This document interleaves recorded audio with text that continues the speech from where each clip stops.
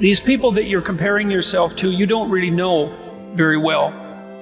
What that means is that you see their shiny outside, but you don't see the reality of their life. There's always people out there who are doing far better than you on pretty much anything you want to imagine. And if all you're doing is seeing yourself in their reflected light, let's say, then it's going to be pretty damn dismal. But it's not a good comparison because, well, first of all, there's danger in just comparing yourself to others, period, because they're not you, and God only knows what struggles they had to undertake to get to where they were, or what burdens they're currently carrying that you're not aware of. But you can certainly contrast yourself with yourself, and that's a lot better.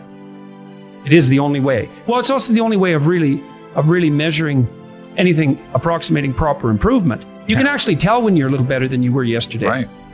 And you can actually do that. That's another thing that's so interesting about it, is that you can actually make yourself a little better in some way, pretty much, well, I don't know if it's at every moment, but you can certainly do it every day. Be careful who you share good news with, because you want to share good news with people who are going to be genuinely happy for you, and be careful who you share bad news with, because that's equally tricky. You want someone who will listen to you when you're having trouble and allow you your grief. Beauty calls people to their higher being, I would say, and to make friends with beauty is to introduce yourself very carefully to one of the mysteries of life that make it worth living. There's never been a better time for the majority of people to be alive, and the future, although we're vulnerable and terrible things can always happen to us, it's hard to make a case that the future doesn't look comparatively positive. We're becoming extremely technologically sophisticated, and the world is changing at an incredibly rapid rate, and the only way we're going to be able to manage that in a positive way is if each of us, or as many of us as possible, are capable of making wise and careful and truthful decisions. And if we do that, then maybe things can continue to improve. You don't get people to stand up on their own 2 feet and to adopt responsibility if everything is given to them. And that's a real conundrum. You know, maybe you're in California, see someone speeding down the road in a convertible Porsche, and you think, oh man, what a lucky bastard. And the truth of the matter is that he's thinking about wrapping his expensive sports car around the next cement pillar that he comes close to. You know, you can't tell, and people have hard lives, and even people who are comparatively fortunate have hard lives. And the ideal that you're observing that makes you jealous and resentful is in large part an illusion that's created by your own mind. You have to be careful of what you're jealous of, because you don't really know what it is.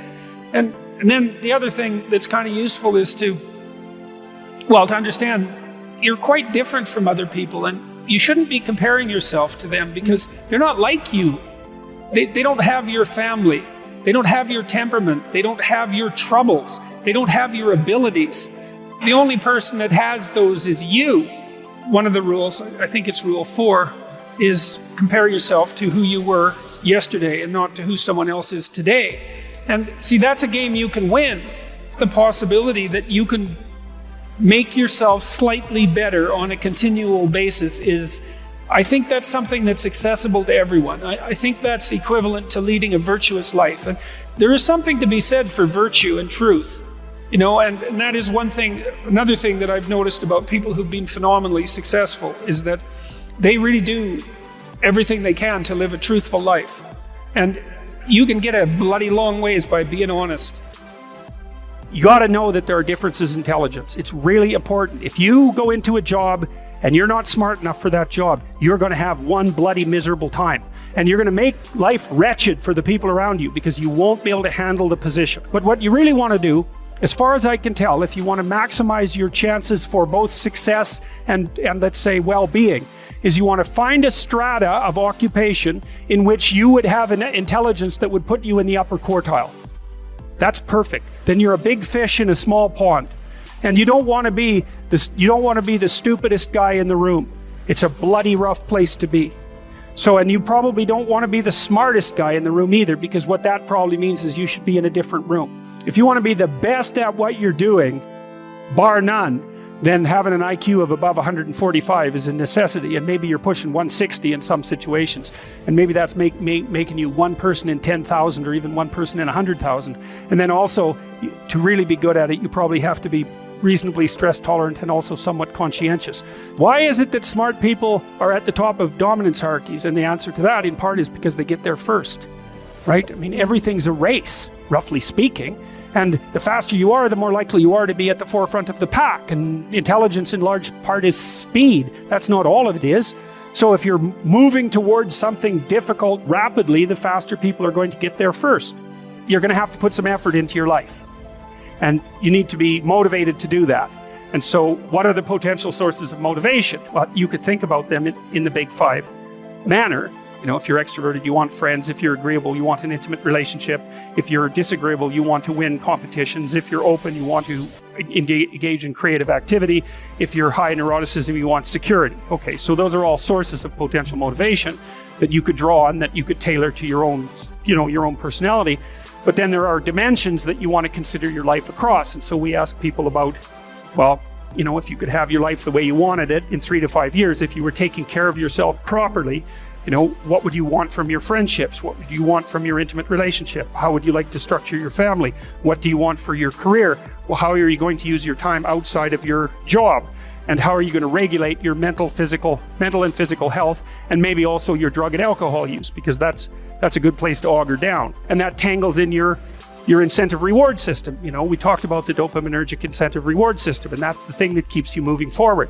And the way it works is that it works better if it produces positive emotion when it can see you moving towards a valued goal. Okay, well, what's the implication of that? Better have a valued goal, because otherwise you can't get any positive motivation.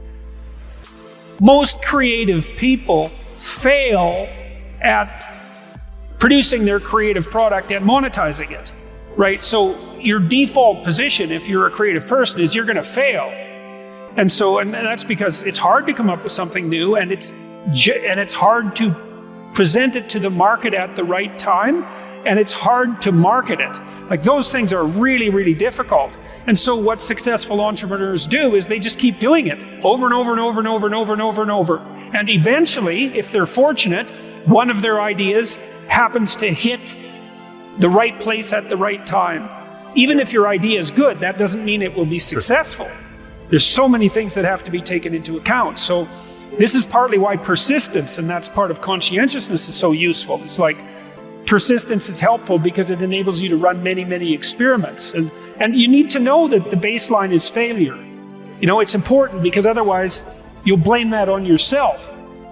And some of that's useful because there's probably some things that you could improve about yourself. But it's very difficult to go from 0 to 1.